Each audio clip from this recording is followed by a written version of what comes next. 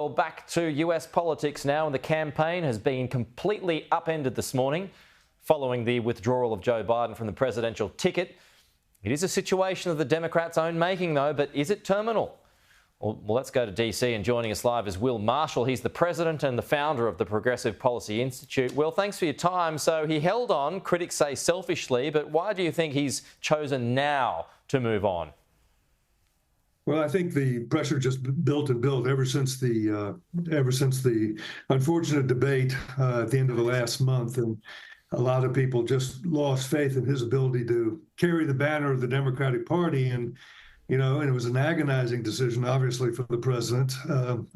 But I think he made the right call, and he's getting a lot of praise for having done that. And I think you're going to see his popularity shoot up over the next couple of days because he's acted patriotically to try to enhance the prospects that Democrats are going to keep Donald Trump out of the White House this November. No doubt there'll be a sugar hit. That's always the case. But now, when do the first polls start emerging that will point to potentially, more likely, Kamala Harris v. Donald Trump?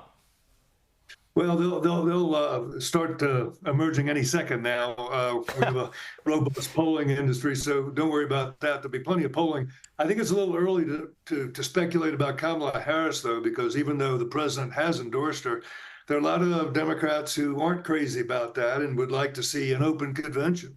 We haven't had anything like that in the United States for quite a while now, but it's certainly possible. Remember, this is a party matter, not a legal matter. Yeah. Sorry, Will. When time is of the essence, though, I mean, the convention's another month away. That's another lost month in terms of prosecuting the argument. Surely you need as much time as you can, right? With the candidate leading into November, you need as much time as possible. Well, not when you're running against Donald Trump. We already know what the argument is. He's unfit to govern. The guy can't even distinguish fact from fiction. So it's not as though the Democrats need a longer period of time to prosecute the case against Donald Trump.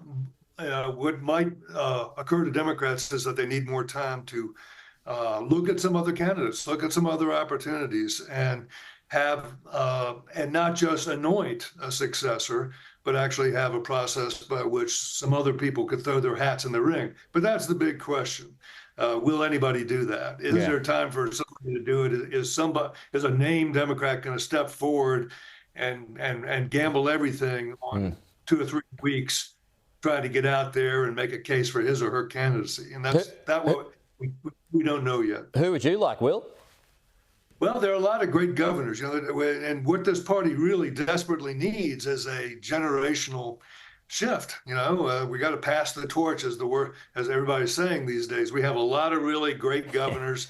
Wes Moore in Maryland, Gavin Newsom in California, Jared Polis in Colorado, Gretchen Whitmer in Michigan, Andy Beshear. So we have talent and a lot of young, robust governors who are doing great things in their states.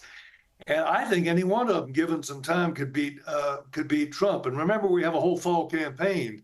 So it's really just a compressed period where, we have to sort out who's going to get a nomination. But I'll tell you one thing that's funny. Donald Trump is sitting over there. He's mad as hell because anytime anybody takes the spotlight off of him for even 3 seconds, he thinks it's a grotesque injustice. And so, he would not like the Democrats, stealing the spotlight from him right now with an exciting process by which 3 or 4 or 5 really new faces would have a chance to run around the track a few times and see what happens.